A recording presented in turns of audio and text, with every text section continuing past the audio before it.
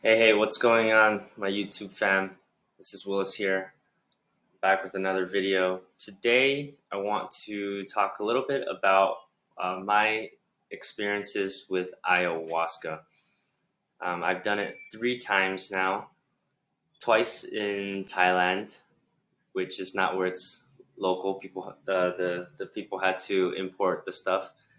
They were both with Westerners. One guy I think was British, one was Russian. I guess they experienced it in the Amazon and enjoyed it so much that they wanted to bring it to their home in Thailand. And then the last one I did was in Ecuador, on the western edge of the Amazon rainforest. And so I just wanted to share a little bit about my experiences with it and maybe shed some light on it, answer some questions, um, help people get over some fears, or just provide some context. This is from my autobiography, A Long Road Back to Love. You can find that on my website, which is in the links below if you want to read more. So, the ones with ayahuasca, it's highly recommended. I kind of encourage everyone to try out some psychedelics. I know in the States or in a lot of Western countries, it still has some stigma attached to it. There was a long period where research was shut down regarding psychedelics, but I think things are slowly starting to change, and there's more research and understanding of what psychedelics are, how they can help, and all that good stuff.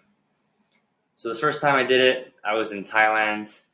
It was very psychedelic. Like I saw a lot of images. This was, I would say, pretty early on in my spiritual awakening, and it's been over 2 years now. But what I mostly remember is, besides a lot of the images and stuff that I saw, which is really cool, just the amount of love that I have in my life that I wasn't aware of before. I always consider myself like very introverted.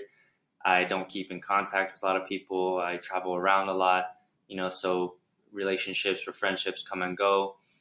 And so I just realized like there was so much love that was in my life that I have for people, even though I don't always show it and I'm not always aware of it, and that people have for me, whether that's past relationships.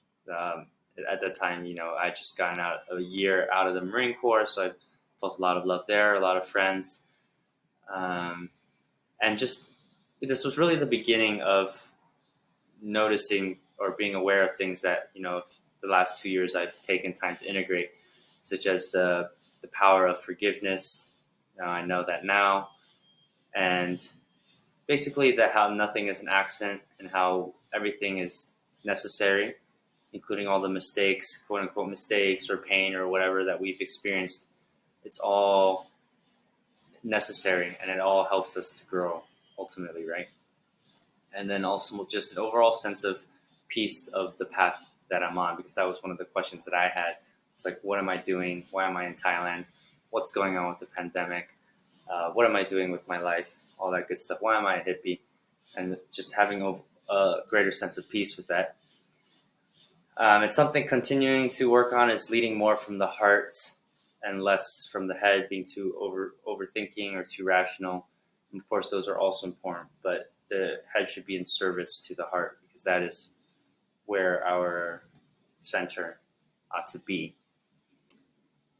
With this idea of the necessity of everything and forgiveness, learning to forgive myself, which is a lesson that a lot of people, certainly me, needed to learn, to know that other people have hurt me and I can forgive them, but I can also forgive myself for the ways that I've been not perfect, because there are also opportunities for other people to learn if they have the awareness to see things that way.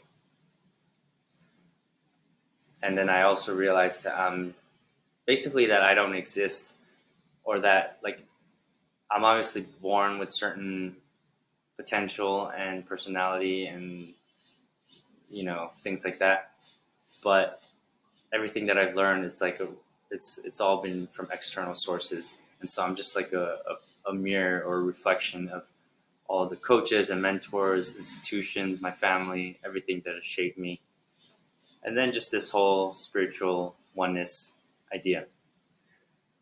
So that was my first ayahuasca experience. My second one was about a year later. All right. This one was more in nature. It was in the jungle in Thailand. There was a waterfall nearby, a small waterfall. It started raining, so we went into this little tent. And it was not as psychedelic. I felt more grounded. I felt really a desire to lay down and be close to the earth, to Mother Nature, Mother Earth. And this one was I guess, yeah, being a year later, kind of growing into my calling. At that time previously, I was still very much in the prince or child energy, and although it's still a long process of transformation, I'm obviously more open to sharing my experiences and putting myself out more into the world, which at that point in time I wasn't doing. But all in good timing, right? And then the third one I did, this was earlier this year. This was in the Amazon in Ecuador. I had to walk about an hour to get there. It was with an Ecuadorian shaman who, learned this craft from his grandparents, a long lineage of this kind of work, of healing work. And I'm sure for him, must have been a pretty big awakening or experience to open up this service and this gift to the rest of the world, especially the Western world. And so I'm sure that came with a lot of questions and backlash and criticism and self-judgment and whatever it is. But I'm grateful that he, offered this to us. And it was really cool because it was also very strong, and I felt like very much in a simulation. But he did this ceremony, I guess, where he mimicked purging, and it really inspired me and got me to throw up and kind of get rid of the energy that doesn't serve me anymore. So it was very interesting, and I definitely recommend it.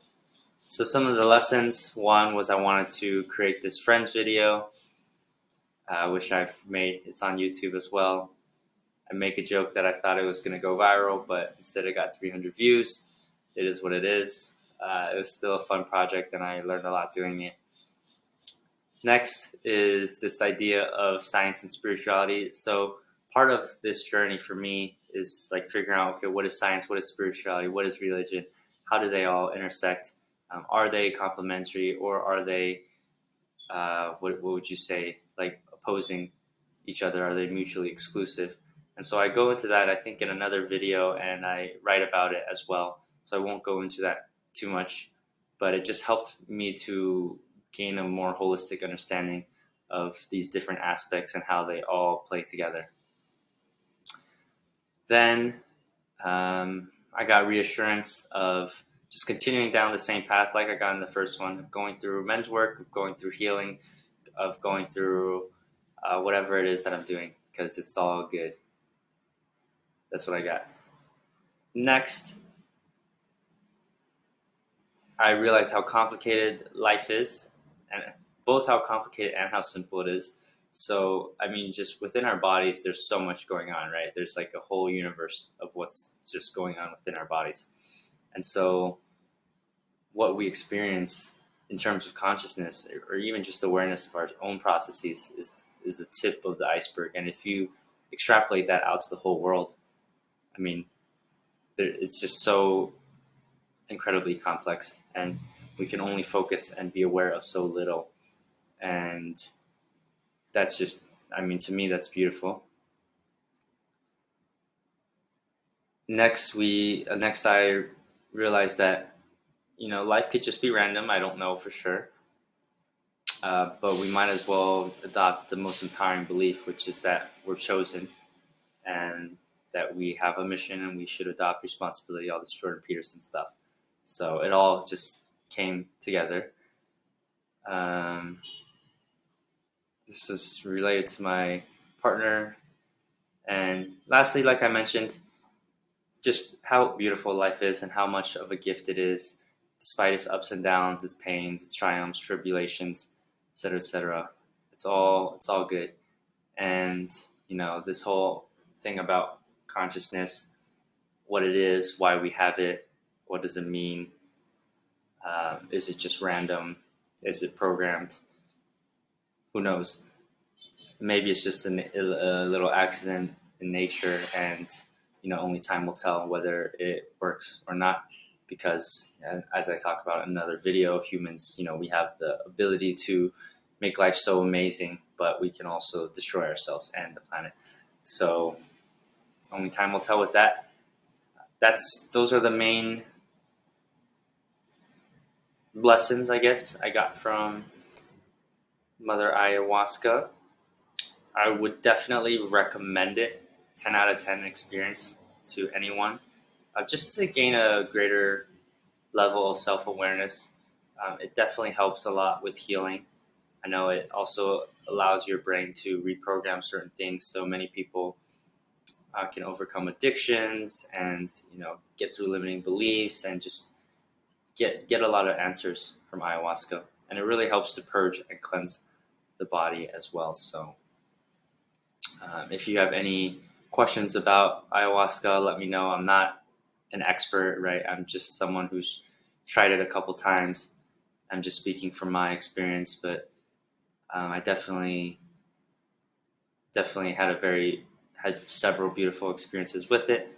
I'll continue to utilize it as a part of like a detox and spiritual check-in throughout my life, until maybe one day I no longer need psychedelics, or rely on them, but they're definitely an augment. And I think that's it. I know there's maybe a lot of fear associated with it, or a lot of fear that stems maybe from ignorance, and not in a bad way, just the lack of knowledge, a lack of awareness, lack of understanding. And again, I'm not an expert at it. I can only speak from my limited experience, but hopefully this helps some of you take that leap of faith and try it out, and head down to Ecuador or Peru to do a little ayahuasca retreat. So that's it. That's all I have for now. Thank you for listening, and I'll see you in the next video.